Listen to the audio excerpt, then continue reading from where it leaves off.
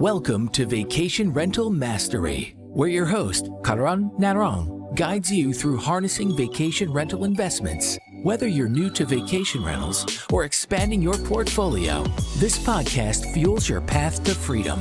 Join us in this movement to transform your life. Ready for change and legacy building? You're in the right place. Let's embark on this freedom journey and master vacation rental investing together.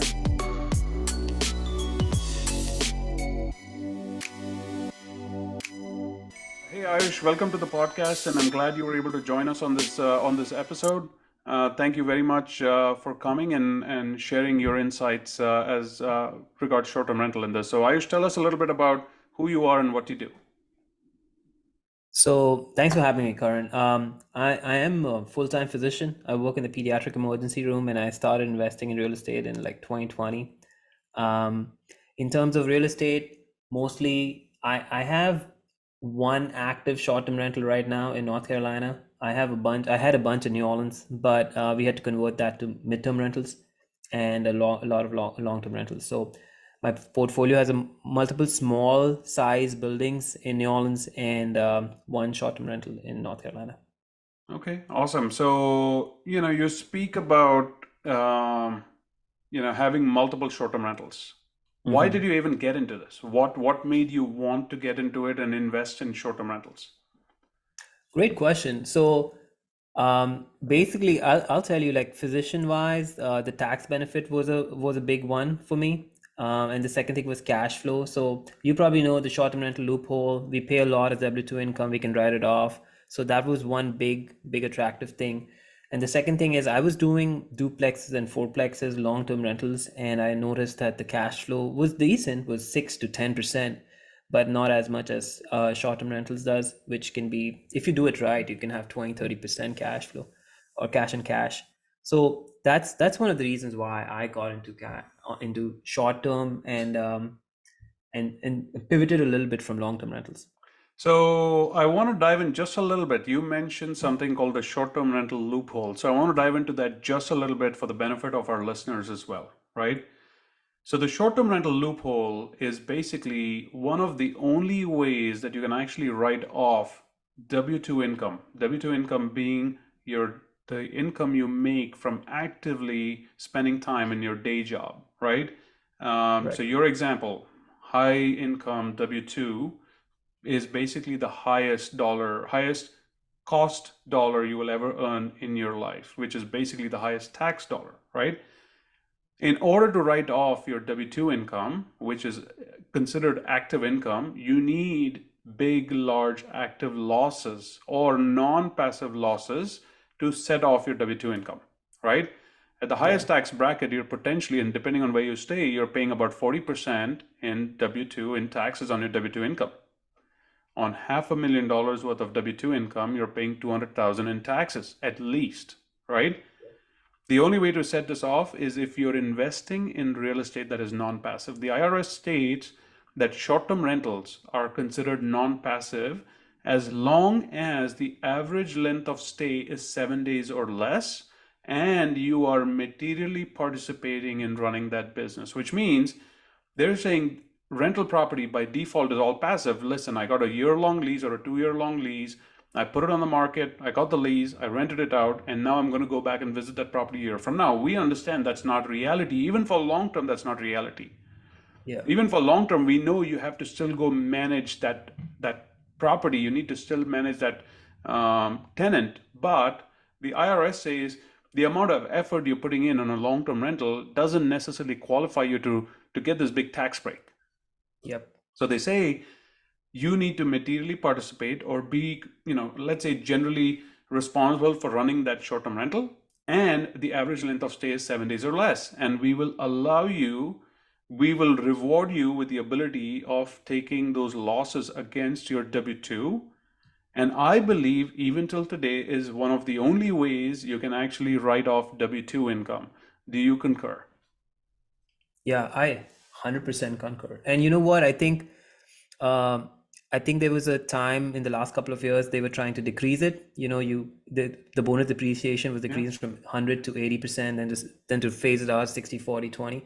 However, the government also agree with it in a way, because they just passed a bill this last week or 2 weeks ago in which they want the 100% bonus depreciation to come back. So I concur. I think most of the investors and people in businesses concur with it. Yeah.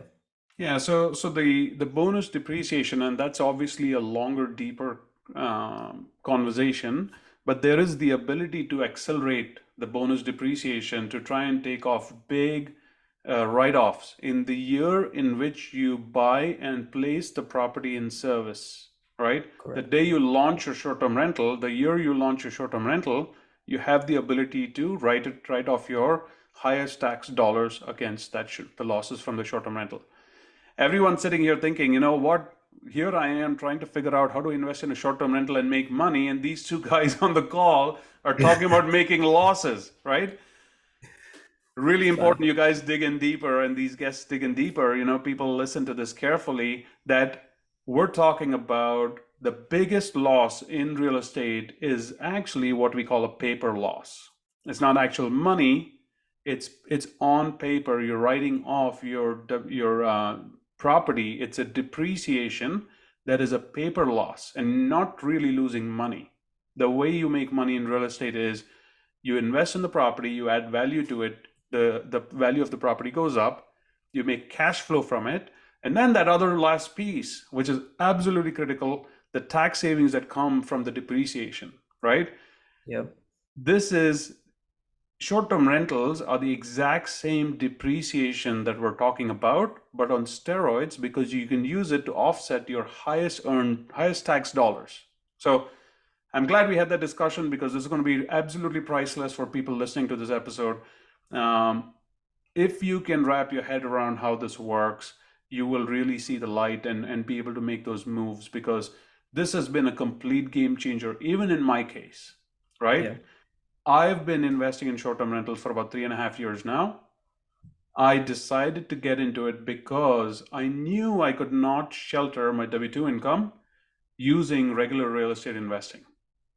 And I did not have enough passive income to shelter it, right? Yeah. So the only way out for me to shelter my W-2 income from taxes was to invest in short-term rentals.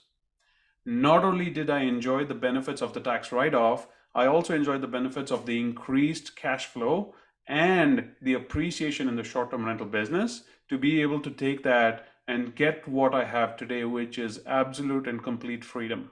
And I say freedom because it's not just financial freedom. I'm talking time freedom. I'm talking relationship freedom. I'm talking about impact freedom. Let me explain these things to you a little bit. If I think you could benefit from this too. I quit my job December 31st, 2023. I'm no longer employed by someone Wow. else, and I'm no longer building out someone else's vision. This is my life.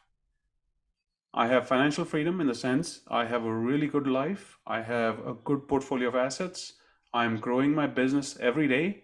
I'm sitting here on a Monday morning having a conversation with Ayush, right? That's the critical part. This is what I enjoy doing. That time freedom, that financial freedom allows me to have time freedom. Time freedom, I spend almost 8 weeks a year generally, and this year will be even more, traveling. Last summer, I spent time in India, Cambodia, Indonesia, and Thailand. Last December, I spent time in Peru, in Argentina, and Chile. Okay? Nice. Last year, we did the math. Okay? We traveled 11 countries with my family in 2023. And That's my pretty good. kids are 9, 9, and 11, and they've traveled to 24 different countries in the world, right? 6 continents, 24 countries. That's the freedom we're talking about. Time freedom. Location freedom. I can be anywhere in this world, and I'm running my short-term rentals. Last summer, I was in Asia running my short-term rentals, peak summer, every property booked out solid. And at the same time, I closed on a property right before I left from here. I renovated the property, exterior paint, roof, interior paint, flooring, furnishing, ground up. I had never been to the property. The first time I saw the property was in October. So, location freedom, time freedom, financial freedom, relationship freedom. Guess what? I don't want to work with somebody. I don't need to deal with my boss because I'm not getting a paycheck anymore. Guess what? I don't like you. I don't need to work with you. I choose who I want to work with. So absolutely critical. And the fifth one, which is impact freedom. Just with me trying to give back as much as possible, I have 30 introductory calls on this podcast scheduled for people who are looking to either get into short-term rentals, build their short-term rental portfolio, take things to the next level, stabilize their portfolio, expand their portfolio, whatever it is. Yeah. I've been able to do this in 3.5 years. I'm here to provide maximum value to people who are looking to be and do what I'm doing and grow it. Because I'll tell you why. 4 years ago, when I was looking to do this, nobody would tell me how they did it. I'm here to tell you how to do it. So that's what the vision of this podcast is. So again, so much more goes into this than just, oh, I'm buying a short-term rental and I'm having a great time. That it's beyond that. You got to take your thinking to the next level, take it to the and figure out how and where you're going to take this. So anyway, I got off on a little tangent there, but man, that's what this is all about. That's what gets me fired up. That's what makes me wake up in the morning. That's what makes me say, you know what, let me get on these calls and talk to people. So awesome. Thank you for being a great listener there. No, this was awesome, Karan. I think all your listeners are going to love it because, you know, you're right. At the end of the day, we're not. If you just do it for finances, that's just taking up another job. You can go take two jobs in medicine and make more money than Yeah. short-term rentals will give Yeah. you. But it's the other impact stuff that you talked about. You can't be in Cambodia and practice medicine and make Yeah. money. Yeah. You have to look like we both are part of GoBundance, right? We talk about Yeah. living a fuller life. Yeah. One of Yeah. fuller life is just not about having $1 million in your bank account. It's about all the other things you just spoke about. So very well said. Awesome. Awesome. So Ayush, let's pivot a little bit. Where are you going from here? I heard you say you had short-term rentals, you had to convert several to mid-term rentals. Is that because of regulation? Correct. Yeah. So I think a year and a half ago in New Orleans, they passed the regulation that if you have a property in residential zoning, you cannot put it for short-term rental. And there was a lottery, which means that every block, only one property per Wow. unit, only one unit in the entire block could be a short-term rental, and you had a lot of requirements for that. You need to live in that and stuff like that. So we had to pivot to long-term rentals and mid-term rentals in New Orleans, and it's been good. Obviously, the cash flow isn't that much as compared to Yeah. a short-term rental. It's more stability, but yeah, we had to pivot that. But I'm trying to get into more short-term rentals, but just outside New Orleans now. Okay, where's the one short-term rental you have currently? It's outside Asheville in Lake Lure, North Carolina. Yeah, It's yeah. around like 55 minutes east of Asheville. Awesome. And on a scale of 1 to 10, how do you think that's performing? Are you happy with it? Are you thrilled with it? Are you going to go buy another one there? What's your sentiment about investing in that market? I think it's I bought it very right. I bought it at a good price. We do a lot of renovations, so I bought it right. Overall sentiment for it was 2022 it was on steroids. 2023 it was more like what you would expect it to do. And I figured out in 2023 you had to work a lot more to get the bookings, the kind of revenue you wanted. And then the same thing we're doing in 2024. I think 2024 it's coming back, not to 2022, but a little better than 2023. That's my personal opinion based on the bookings that we're seeing.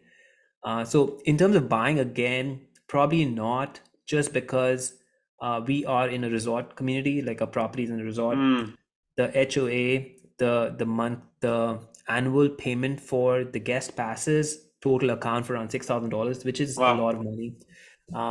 But that's the attraction.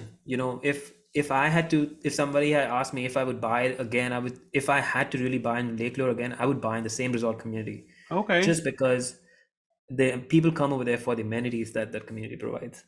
Okay, that's awesome. So you also said that your midterm portfolio is cash flowing better than long terms, which is great. Mm-hmm. Good to hear. And then especially in this market, when it's hard to underwrite anything long term, the midterms really make the difference, right? It helps you buy a good asset while cash flowing positive with the opportunity to appreciate in the longer term. Is that your strategy? Are you going to keep it? Are you going to stay with it? Are you going to hang on to it, wait for things to appreciate? Or are you saying, hey, you know what? It became a midterm just by function of the regulations changing, and it doesn't fit or align with your strategy? So it's been a decent strategy. The thing with short-term rental, the tenants with midterm rentals have been really good. You know, they stay for like 3 months on average. We have a lot of travel nurses in New Orleans, and they stay for 3 months on average, and they keep the property much better than a party guest, which can happen in any of our short-term rentals. Yeah, You know, yeah. so I'm going to keep that strategy going till the time we have new ordinances and new rules coming out. There's a blockage on the ordinance in New Orleans right now. There's no rules basically at this point. Oh, It's all wow. under High Court or Supreme Court. I'm not sure. So there's no. So we are just pivoting. We've pivoted to that. We're cash flowing with that, which is great. So I don't complain about it. I think it's good. Yeah. Okay, no, that's awesome. Good to hear. So, uh, Ayush, if you had to say, here's how I'm taking things to the next level, what are you going to do to take things to the next level? What's next level for you? What's that 10x goal you're aiming for, and where are you taking things now? In terms of real estate, I would say we are actively buying in our area, the areas that we know in New Orleans and surrounding areas. In terms, those are not going to be, those are mostly like flips and buy and hold. Yeah. Um, in terms of short-term rentals, I I'll be honest, I got scared in 2023. With my Lake Lure short-term rental was bought in 2021.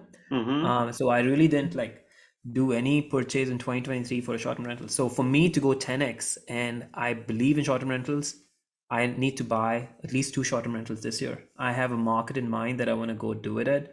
So I think just doing this two will make, and the amount of portfolio we buy in New Orleans, that will make it 10x. For me, the biggest output has been when I take risks. 2023, I didn't take enough risks. So my 10x goal will happen in 2024 if I take those risks, especially knowing that I'm educated enough to figure out how to go about it. But I have to take those risks. Yeah, and I know you use the term risk, and I challenge you to think that this is not a risk. And the reason I say Yeah. that is you've immersed yourself in this for several years. A risk is when I say, you know what, let's go buy this property and not have a Yeah. clue what the hell I'm doing with this.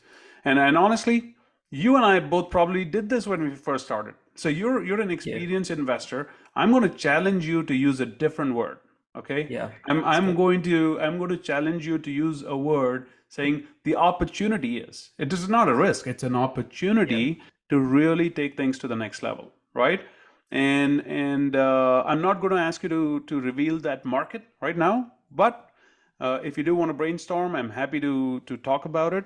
I have a couple markets and ideas in my head. You know, my best performing portfolio, my best performing property in my portfolio is one outside of Austin. It is absolutely spectacular. The model is amazing.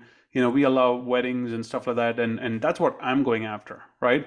I'm going to try and buy at least one more of that in 2024, and because I think that's what's going to help me grow my portfolio to the next level. You know, that one property alone is equal to at least three other regular cabins or something else, Wow. you know, in terms of return.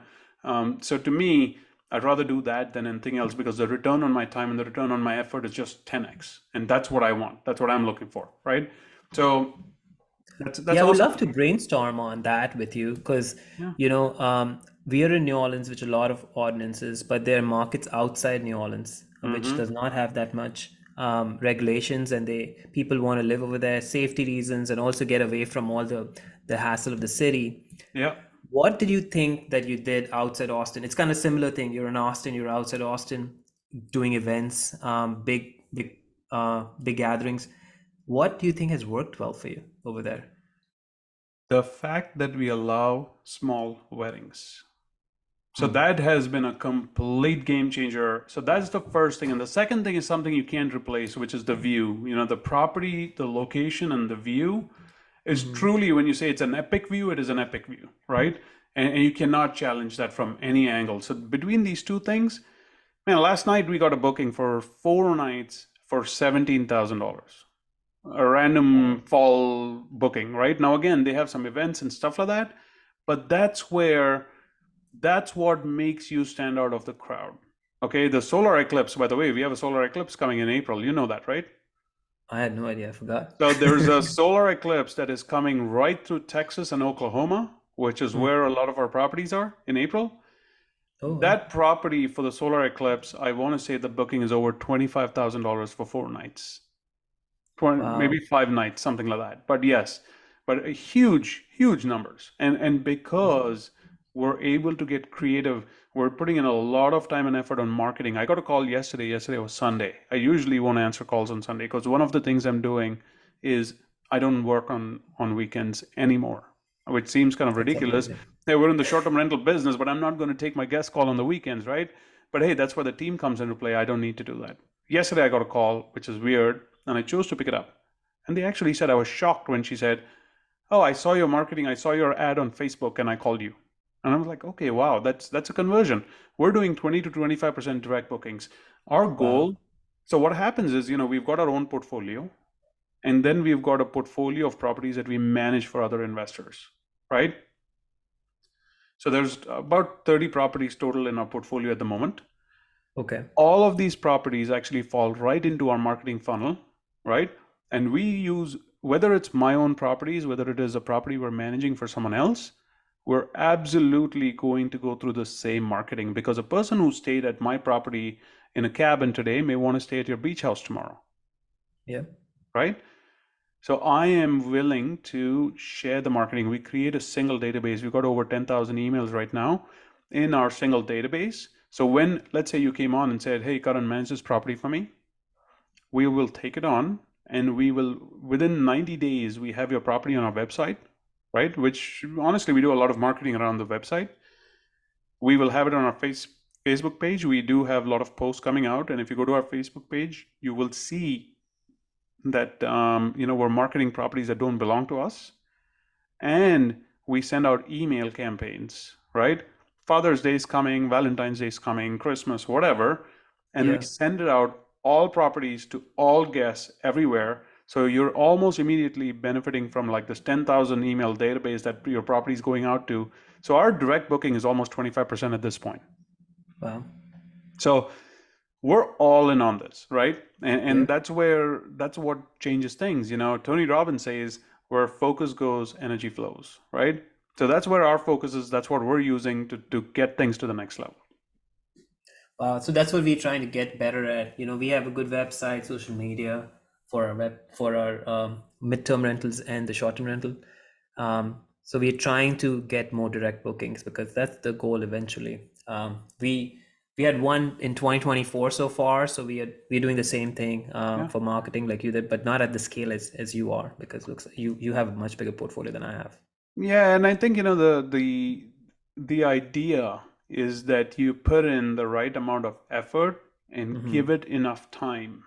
A lot of people I know try to do all this marketing stuff. One, they're not putting in enough effort or money into the effort, because they have one or two properties, four properties. Sometimes it's not worth it. I have a full-time marketing person. I've got marketing people doing social media stuff, right?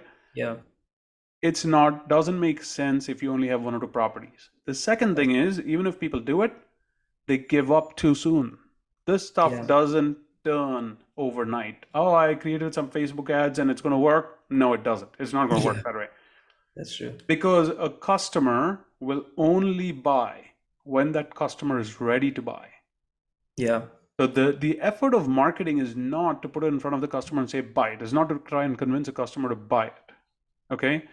The effort of marketing is to create or identify customers with the highest likelihood of buying, and create a following and be front and center for that customer when they are ready to make that decision. Okay? Just because you sent out the email today doesn't mean they're going to book it today. It is a Right. constant effort to send in multiple emails so that you can say front and center in their mind, because the day they decide I'm going to Gulf Shores, hey, you know what? I get those emails and I've seen some special deals there and special offers. Let me go there.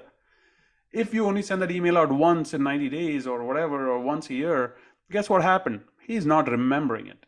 So Yeah. it's all about being top of mind, being front and center, and being able to be there when he's ready to book it.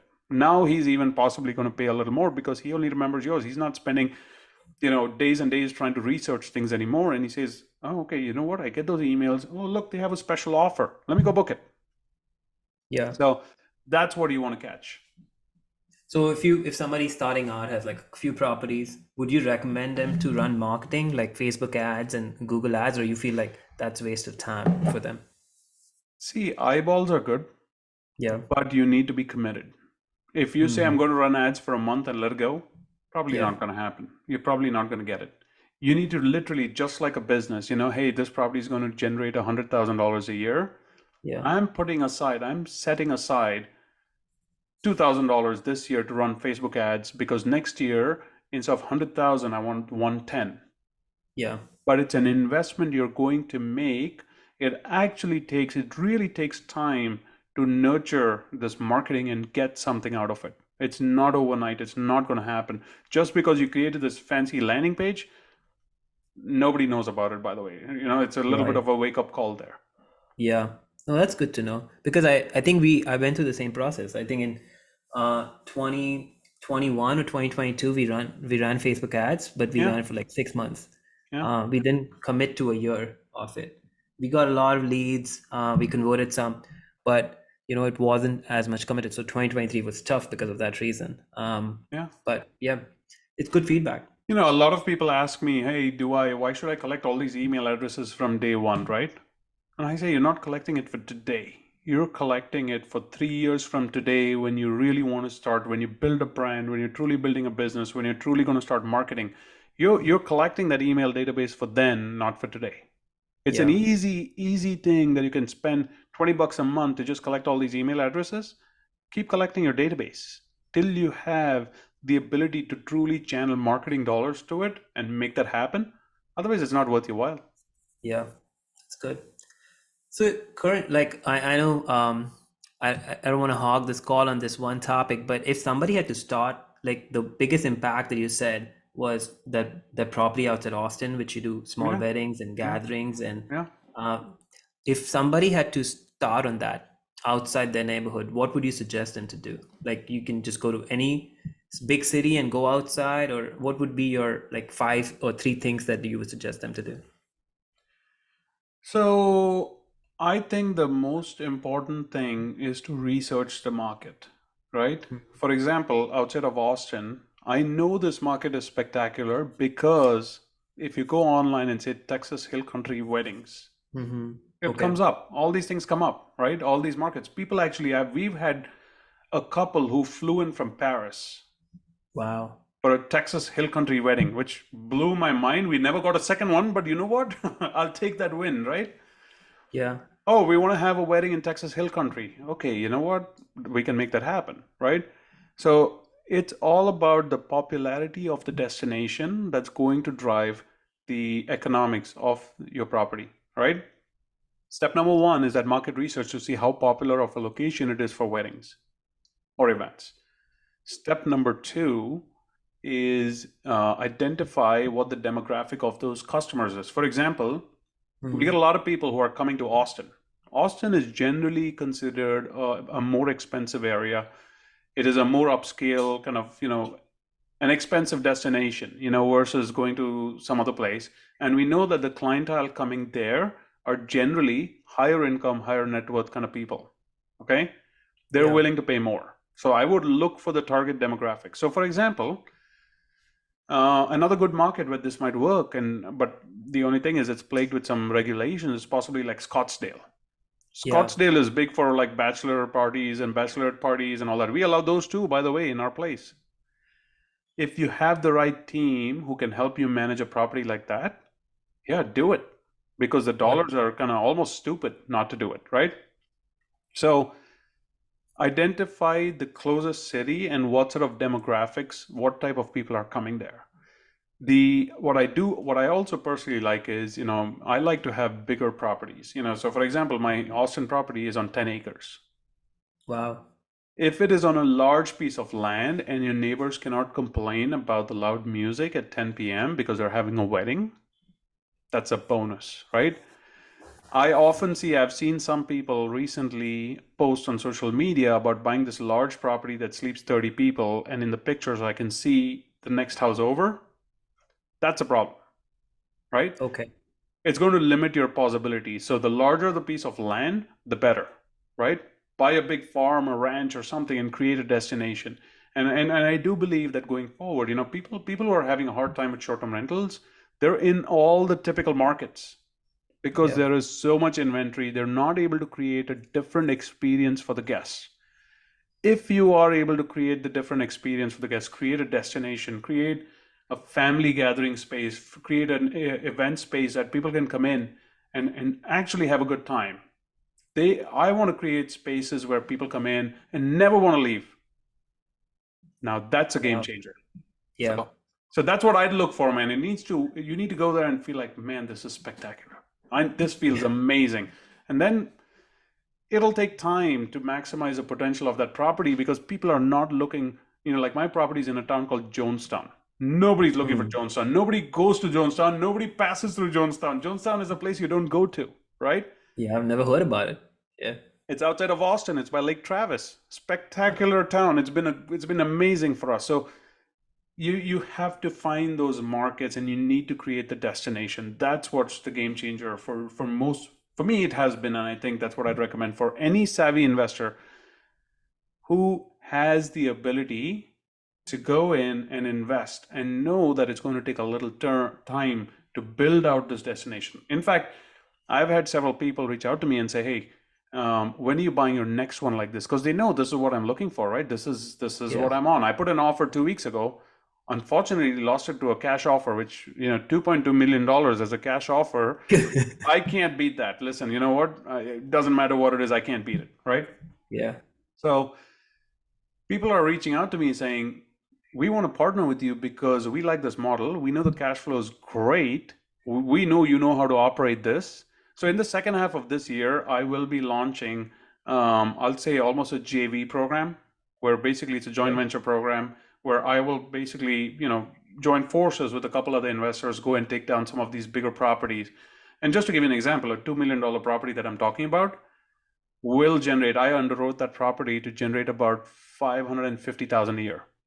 Wow. You can't get That's that. really good. Yeah. You can't get that with regular short-term rentals. So Yeah, we can. it's the model that we've found to work best, and it works. Yep. And now it takes a different level of operation. For example, we get a lot of leads on weddings, right? Yeah. We're actually upgrading our marketing system. I get on an average, I'm getting 2 leads a day for weddings. Wow. 2 leads a That's day from amazing. weddings, not from Airbnb. Right now, we're still booking weddings on Airbnb. They take a huge commission, right? On a wedding that's, $10,000, that's a $3,000 loss for us. And for like our guests together combined is like $3,000 in fees. So we're upgrading our marketing right now to use a different system that's actually going to create a sales funnel and do that client engagement and send the emails and truly putting in a marketing machine to take our marketing game on the wedding side to the next level. If that works, if you're able to do that and we're able to book out a few weddings, if I can prove that new marketing system and the new marketing process I'm putting in place is going to work, guess what I'm doing?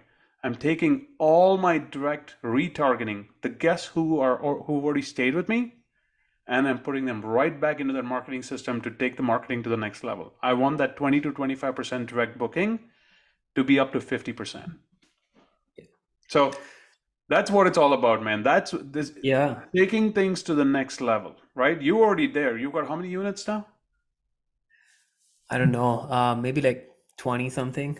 Okay. Units. So that's what you want to focus on.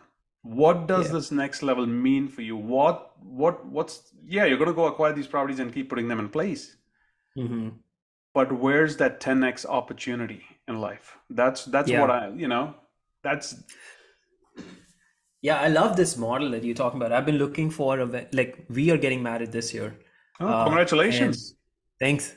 So going through the process of looking for wedding destinations was very interesting. And I was like, this is insane that you're charging me $15,000 for 3 hours and Yeah. I can't charge that in my Airbnb, you know? So take this S- model. So take that model, yeah, $15,000 for 3 hours. What if I tell yeah, you I'll charge you $15,000 for 3 days, and you get to yeah. stay at That's the amazing. property, Yeah, and you have a beautiful view, beautiful turf green to get married on, and it's like an unbelievable destination. You get married. Do you want that to be an event for 3 hours, or do you want that to be a memory that you build over 3 days, bonding with the people you love, bringing in your friends and family, staying together, getting married, celebrating for 3 days, yeah. and create a lifelong memory that you look back and say, man, it wasn't just one memory. I didn't just get married. I built this whole book of memories that weekend. That's the goal. I 100% agree with you, Karan. Yeah. Like, Yeah. for me, like, I'll tell you two quick examples. One, our wedding, we did the wedding destination, but we are trying to book Airbnbs for guests and hotel blocks for guests, right? Yeah. Imagine Yeah. having a place where they can come and stay for 2, 3 days.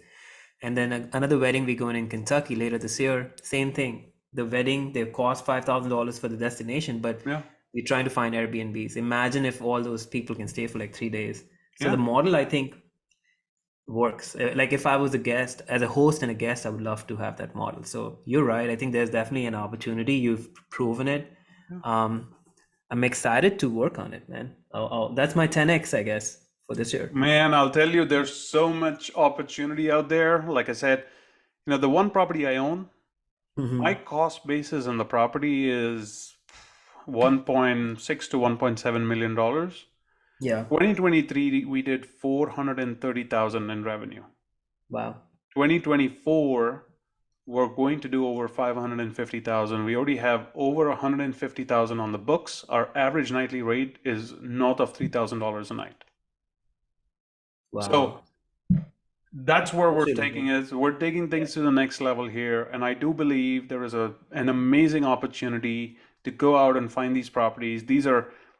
There's you need to have an eye for it. You need to have the processes and the systems. You need to have the team to really make this happen. You need to have the marketing behind it. Right. It's a different game, right? Yeah. It's taking things to the next level, which is I don't just own a short-term rental anymore, right? That's I right. own a destination. Yeah.